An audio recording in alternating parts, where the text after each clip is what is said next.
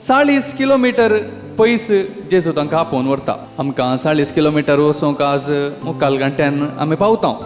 पूण तवळ ते चलोन वताले, तांणी काय 1 दीस काडलो काय 2 दीस काडले काय कळीत ना. आनी थंयसर पावून त्या देवळा मुखार, त्या मुर्ती मुखार जेजू तांचे लागीं विचारता, लोक हांव कोण म्हूण म्हणटा. आमी हर एकली विशेष त्या देखून जेजू विशेष युनीक सडवणदार न्ही, बगार he is the only saviour. तो सडवणदार तो एकलो मात्र.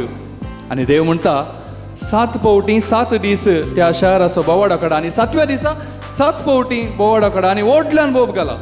तांकां देव तो एकलो मात्र देव म्हूण कळीत असलें. ताच्या उपरांत ती देवाक सोडतात आनी अन्य देवा फाटल्यान येतात, दुसऱ्या देवा फाटल्यान येतात.